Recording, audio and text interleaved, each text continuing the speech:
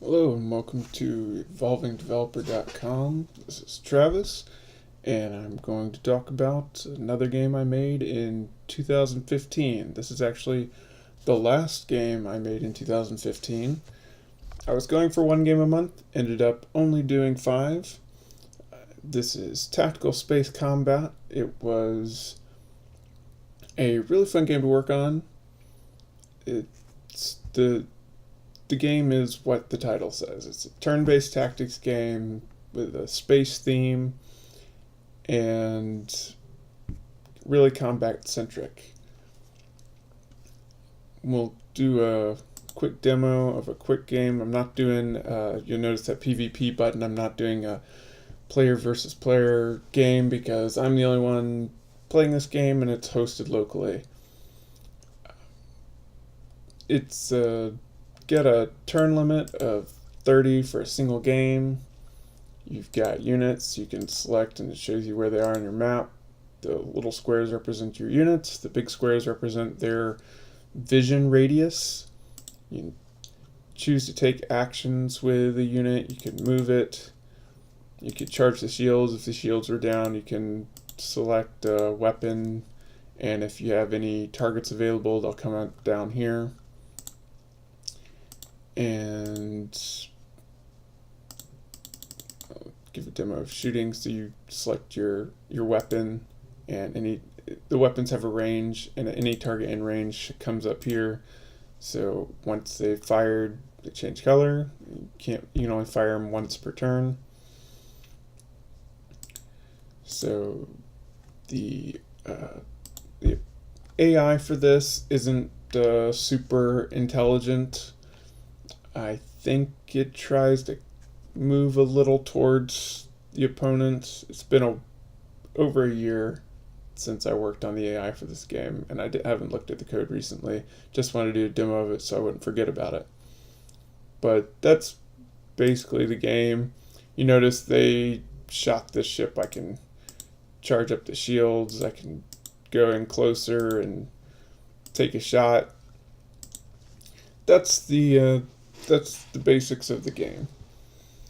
So one of the things I want to talk about with this game that makes it unique from the other ones I did this year is that I built this one with Meteor JS. Meteor is a framework for building sort of single-page applications. It's made a lot of changes and progress since I was working with it. It started to use Angular and React as its preferred front ends. If you go into the tutorial on Meteor's website, they have three versions of their basic tutorial. One's with React, one's with Angular, one's with Blaze, which is their other front end engine. And it's really a pretty cool technology. One of the reasons I picked it was because I wanted to do a multiplayer game, and I didn't really want to write server code and client code, which is what I would have to do if I was going to continue using Monkey, which I made the other games in. One of the neat things about Meteor is that the front-end code and the back-end code is essentially the same. It runs a simulation of the server in the client so that it can be faster. And this was really a valuable point. This was a feature that really drew me to this framework for what I wanted to do. Only write it once, have a multiplayer game, have it work on every platform.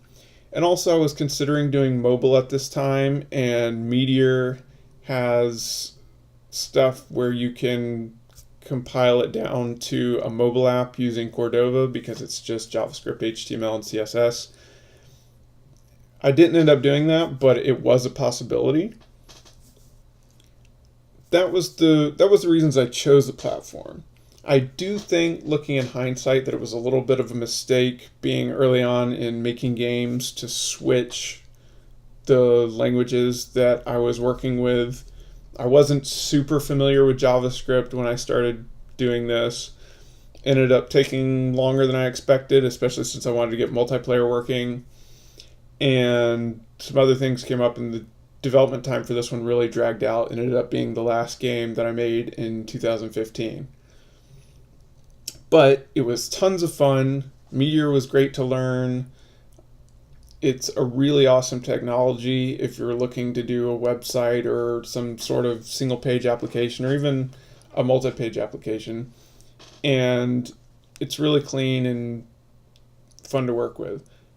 Wouldn't really say it's a good game engine, but it worked for my purposes, as you can see here. I mean, this is just the canvas, and there's a bunch of JavaScript moving things around whenever you hit buttons, whenever you push arrows.